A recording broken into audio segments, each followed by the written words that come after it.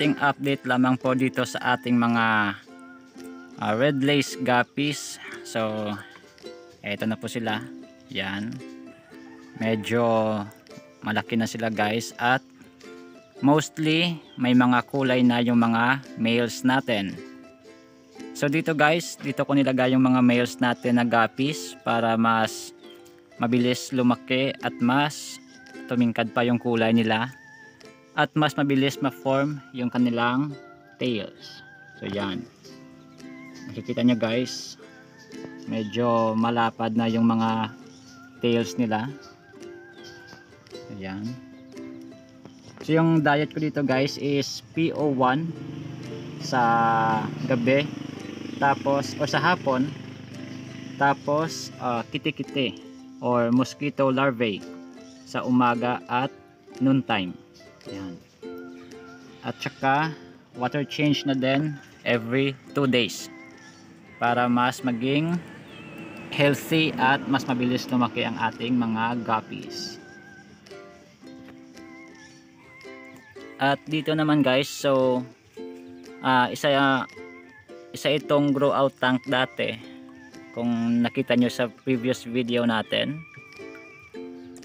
Pero ang ginawa ko guys ay transfer ko na yung mga fry na nandito, yung mga guppy at saka platy fries, pati na din yung balon molly natin na tangerine. So transfer ko sila guys at nilagay ko dito yung ating cookies and cream molly, kasi nga nanganganak na to guys doon sa pinagdagyan natin kasama yung mga blue moon platies. Kaso lang yung mga fry nila ay parang mga mixed platies yung itsura. So mahirap i-identify guys yung itsura ng fry nila doon sa fry ng mixed platies, kasi nga yung ating blue moon platy ay nanganganak pa ng mga yung mga parang calls na platies. So kaya nilagay ko na dito yung ating cookies and cream na molly para kapag nanganak sila guys ay ma-identify natin at makukuha natin agad-agad para ma-transfer doon sa ating grow out tank. So ito na sila guys, 39 pieces lahat to. Ayan. At may mga anak na sila guys. So ang yung mga anak nila ay kinuha ko na at nandun na sa isang ref tub or tank. So nandito guys yung mga anak ng ating cookies and cream. Yan. So ewan ko lang guys kung nakikita nyo, kasi nga medyo nagre-reflect yung sikat ng araw dito. So yan. Actually guys, may nakuha akong mga 15 ata, 15 to 20 pieces na anak ng ating cookies and cream.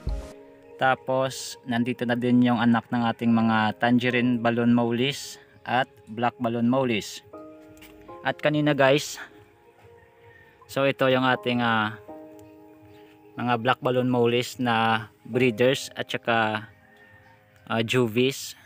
So kaninang umaga habang nag-feeding ako guys, ay nanganak na tong isang balloon mollies natin na breeder. So nandun siya guys, nagtatago. Ayun. Sorry guys medyo hindi masyadong kita yung mga isda kasi nagre-reflect yung araw. Pero guys, nandito yung breeders natin. Tapos kaninang umaga nakita ko na may mga fry at may isa pa ngang natira guys. Diyan. So hinarvest ko guys yung mga fry at transfer ko dito. So nakakuha ako ng 25 pieces na fry. Ayun sila guys. Yan. So parami na guys yung ating black balloon mollies. So 25 pieces yung na-transfer ko. Tapos may nakita pa akong isa doon. So baka marami pa dito guys. Hopefully sana meron pa. para mas mabilis dumami yung mga fry. At ito naman guys ay ang lalagyan ng ating balloon mollies dati na binibenta natin.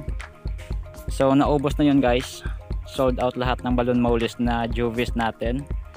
So ginawa ko dito, nilagyan ko na lang ng guppy fries kasi nga sobrang dami na ng mga fry ng guppy doon sa kanilang breeders tank.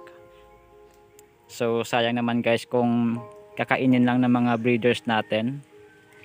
So dito ko na lang sila guys nilagay at dito ko na din palalakihin. So may mga fry din dito guys ng mga lattice, yan o.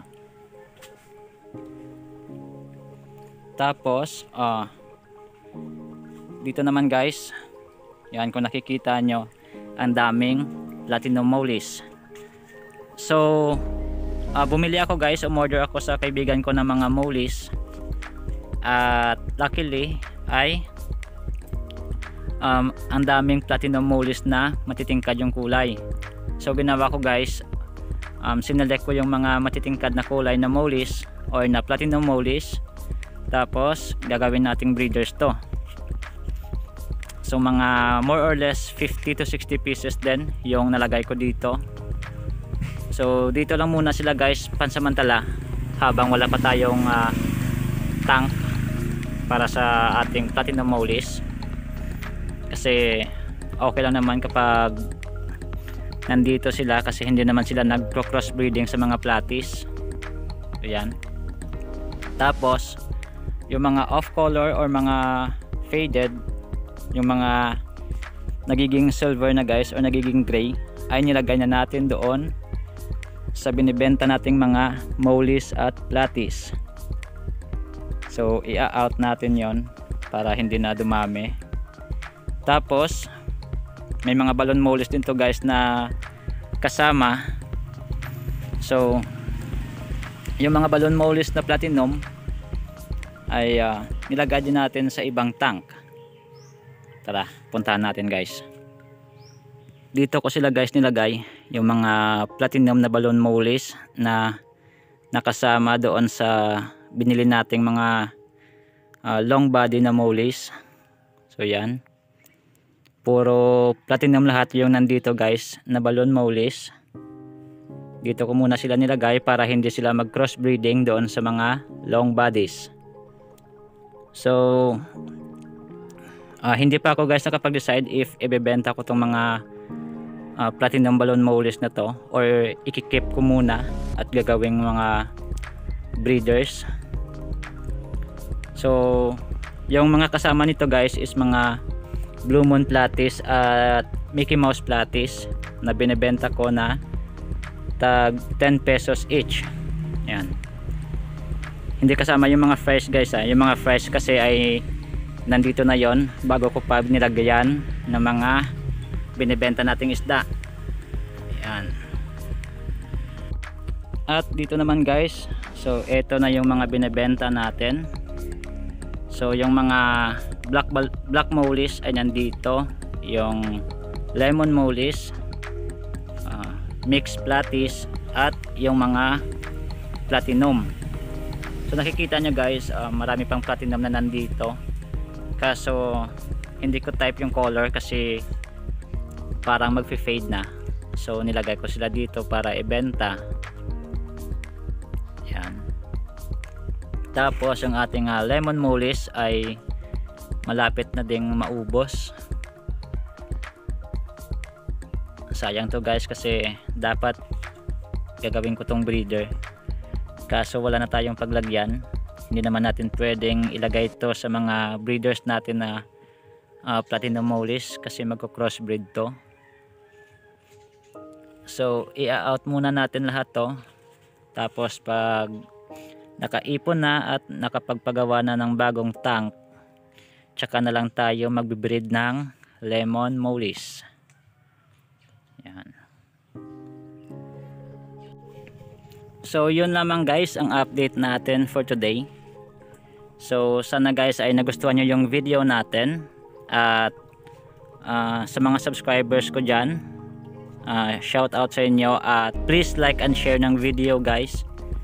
Tapos sa mga hindi pa nakapag-subscribe ay mag-subscribe na kayo. At paki-visit na din yung ating Facebook page na Your Daily Pet. So maraming salamat guys at happy fish keeping!